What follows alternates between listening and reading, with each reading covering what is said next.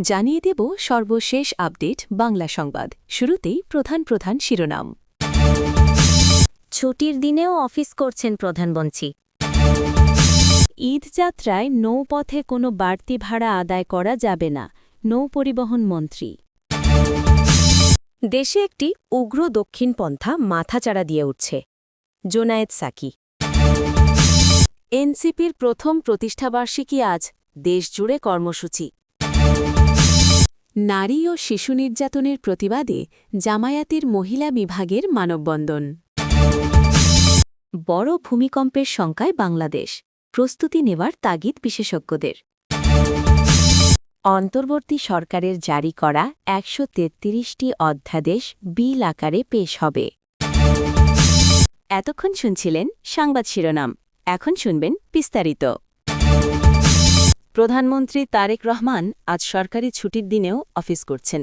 শনিবার ২৮ ফেব্রুয়ারি সকাল ১০টা ১৫ তেজগাঁও প্রধানমন্ত্রীর কার্যালয়ে আসেন তিনি।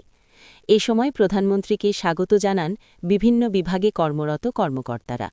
সেখানে কর্মকর্তা, কর্মচারী ও অধীনস্থ দপ্তর প্রধানদের সঙ্গে মতবিনিময় করবেন প্রধানমন্ত্রী। প্রধানমন্ত্রী কার্যালয়ের কর্মকর্তা কর্মচারীদের সাথে এই মতবিনিময় অনুষ্ঠানে প্রধানমন্ত্রীর উপদেষ্টা মির্জা আব্বাস, ইসমাইল জবিহুল্লাহ, হুমায়ুন কবির, রাশেদ আল মাহমুদ তিতুমির, অবসরপ্রাপ্ত brigadier general ATM Shamsul Islam, জাহের উর রহমান ও প্রধানমন্ত্রীর মুখ্য সচিব এবিএম আব্দুস সাত্তার উপস্থিত ছিলেন। প্রধানমন্ত্রীর অতিরিক্ত প্রেস সচিব আতিকুর রহমান রুমন বলেন, প্রধানমন্ত্রী তারেক আসন্ন ঈদুল ফিতর উপলক্ষে ঘরমুখো মানুষের ঈদযাত্রায় নৌপথে কোনো ধরনের বাড়তি ভাড়া আদায় করা হবে না বলে কঠোর হুঁশিয়ারি দিয়েছেন সড়ক পরিবহন ও সেতু, রেলপথ এবং নৌ পরিবহন মন্ত্রী শেখ রবিউল আলম। শনিবার ২৮ ফেব্রুয়ারি সকালে নারায়ণগঞ্জ বিআইডব্লিউটিএ টার্মিনাল পরিদর্শনকালে তিনি সাংবাদিকদের এই কথা জানান। মন্ত্রী স্পষ্ট করে বলেন, পরিবহন সেক্টরে নির্ধারিত ভাড়ার চেয়ে বেশি টাকা আদায় করলে সংশ্লিষ্টদের বিরুদ্ধে কঠোর আইনি ব্যবস্থা নেওয়া হবে।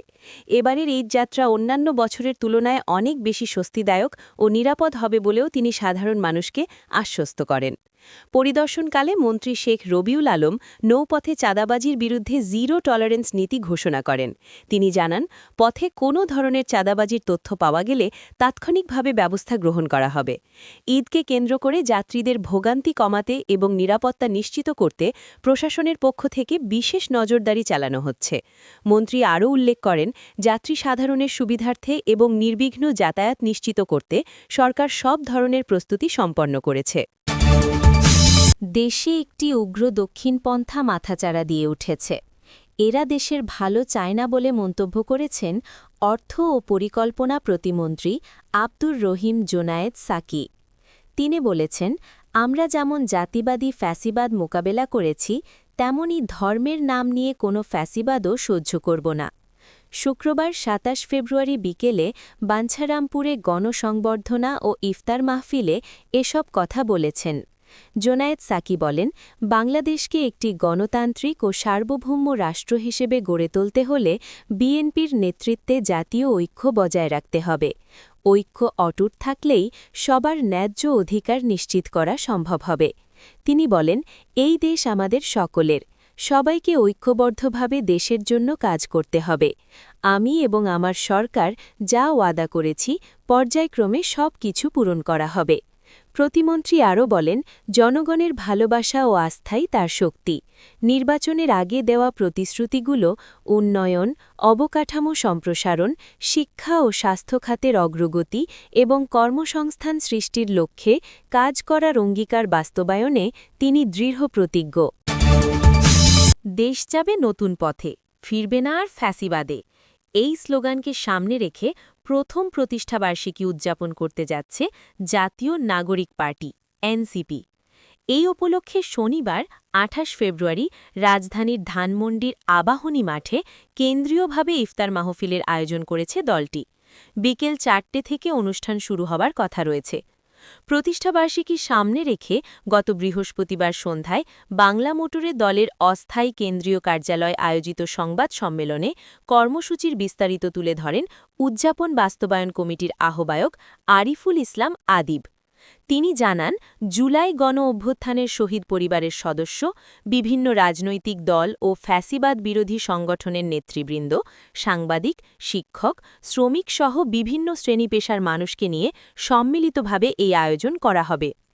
অনুষ্ঠানে ইফতারের পাশাপাশি চিত্র প্রদর্শনী থাকবে। গত এক বছরে দলের রাজনৈতিক কর্মকাণ্ডের গুরুত্বপূর্ণ মুহূর্তগুলো নিয়ে স্ট্রিট ওয়াল নামে একটি ধারাবাহিক প্রোমো প্রদর্শন করা হবে। সেখানে ফটোবুথও থাকবে। এছাড়া প্রতিষ্ঠাবার্ষিকী উপলক্ষে কেন্দ্রীয় কর্মসূচির পাশাপাশি বিভাগীয় পর্যায়েও ইফতার মাহফিলের আয়োজন করা হয়েছে। সূচি অনুযায়ী ২ March Chattogram, ৪ March Sylhet, ৫ March Mymensingh, ৭ March Faridpur, ৮ March Barishal, ৯ March Khulna, ১০ March Rajshahi, ১১ March Rangpur এবং ৩ মার্চ কুমিল্লায় এই কর্মসূচি অনুষ্ঠিত হবে। রামপুরা, নরসিংদীসহ দেশের বিভিন্ন স্থানে নির্বাচন পরবর্তী নারী ও শিশু নির্যাতন ও হত্যার প্রতিবাদে মানববন্ধন করেছে জামায়াতে ইসলামীর মহিলা বিভাগ। শনিবার ২৮ ফেব্রুয়ারি সকালে জাতীয় প্রেসক্লাবের সামনে তারা এই কর্মসূচি পালন করে। জামায়াতের নারীনেত্রীরা অভিযোগ করেন, একের পর এক নারীর প্রতি সহিংসতা প্রমাণ করে নারী ও শিশুকে নিরাপত্তা দিতে সরকার ব্যর্থ হচ্ছে। এসব ঘটনার জন্য সরকারকেই দায় নিতে হবে। তারা আরও অভিযোগ করেন, অনেক আসামিকে রাজনৈতিক নেতারা আশ্রয়-প্রশ্রয় দিচ্ছে। সামাজিক অবক্ষয় একেবারে তলানিতে চলে যাওয়াতেই ৬ বছরের শিশু ধর্ষিত হচ্ছে। গণমাধ্যম সরকার প্রধানের প্রতি মুহূর্তের খবর প্রচার করলেও বিভিন্ন স্থানে হওয়া হত্যা নির্যাতনের বিষয়গুলো সেভাবে তুলে আনছে না বলেও দাবি করেন তারা। যারা এমন ঘৃণ্য অপরাধ করছে তাদের দলীয় পরিচয় না দেখে যেন দ্রুত শাস্তি নিশ্চিতের দাবি জানিয়েছে জামায়াত নেত্রীরা। পাশাপাশি প্রশাসনকে রাজনৈতিক চাপের কাছে নতি স্বীকার না করার আহ্বান জানান তারা। বাংলাদেশ অঞ্চলে সবশেষ ৯৬ বছর আগে ১৯৩০ সালে সর্বোচ্চ ৭ মাত্রার ভূমিকম্প হয়েছিল। এর আগের ৬৫ বছর ভূমি তছনছ করা ভূমিকম্প হয়েছিল ৬ বার। তবে বিশেষজ্ঞরা বলছেন, নিশ্চিত করে কিছু বলা না গেলেও প্রায় ১০০ বছর পার করা এসব প্লেট যে কোনো সময় তীব্র ঝাঁকুনি সৃষ্টি করতে পারে। এই অবস্থায় বাসাবাড়িসহ সব অবকাঠামো ভূমিকম্প সহনীয় করে তোলাই হবে প্রধান প্রস্তুতি। গত বছরে ২১ নভেম্বর দেশের অভ্যন্তরে বড় ভূকম্পনটি হয় নরসিংদীতে। ইন্দো-বার্মা টেকটনিক প্লেটের এই অংশে ঝাঁকুনির মাত্রা ছিল ৫.৭ মাত্রা। এই প্রাকৃতিক দুর্যোগে কয়েকজনের প্রাণহানি ঘটে। আর মাত্র ৩ মাসের মাথায় গতকাল শুক্রবার জুমার নামাজের পর ৫.৪ মাত্রার ভূমিকম্পে ফের কেঁপে উঠল সারা দেশ। চলতি মাস শেষ হওয়ার আগেই ১০ দফা ভূকম্পন, গড়ে প্রায় ২ দিনে একটি। এমন ঘন ঘন কম্পন কি বড় বিপর্যয়ের আভাস? এ বিষয়ে ভূমিকম্প বিশেষজ্ঞ অধ্যাপক ডা মোহাম্মদ জাহাঙ্গীর আলম বলেন, বারবার যদি ভূমিকম্প হয়, আমরা জানি প্লেট বাউন্ডারিতে গেলে সেখানে শক্তি সৃষ্টি হয়। শক্তিগুলো জমা হতে হতে যদি আর জায়গা না পায়, তখন সেটা বিস্ফোরণ ঘটে, শক্তিটুকু বেরিয়ে আসে। এমতাবস্থায় বারবার যদি এরকম বের হওয়ার চেষ্টা করে, তখন সেখানে মনে হয় যে একটা বড় ধরনের ভূমিকম্প হতে পারে। আইন বিচার ও সংসদ বিষয়ক মন্ত্রী অ্যাডভোকেট মো আসাদুজ্জামান হুঁশিয়ারি দিয়ে বলেছেন, সরকারি কর্মকর্তারা কেউ দুর্নীতি করলে শোকজ করে চাকরি যাবে তা নয়, জড়িত ব্যক্তির বিরুদ্ধে মামলাও হবে। শনিবার ২৮ ফেব্রুয়ারি সকাল ১০টায় ঝিনাইদহ জেলা প্রশাসকের কার্যালয়ের সম্মেলন কক্ষে আয়োজিত সরকারি কর্মকর্তা ও বিচারকদের সাথে পৃথক সভা শেষে সাংবাদিকদের এ কথা জানান তিনি।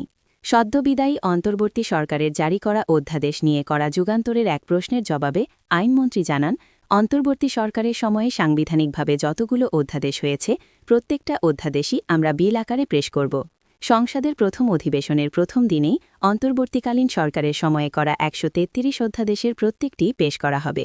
আইনমন্ত্রী বলেন, মাদক, সন্ত্রাস, রাজনৈতিক দুর্বৃত্তায়ন, হানাহানি, মারামারি এসব ব্যাপারে প্রশাসনকে নিরপেক্ষ ভূমিকা নেওয়ার নির্দেশ দিয়েছেন। পাশাপাশি গুটি কয়েক দুষ্কৃতিকারীর কারণে সরকারের ভালো কাজের ভাবমূর্তি নষ্ট হতে পারে না বলেও মন্তব্য করেন তিনি।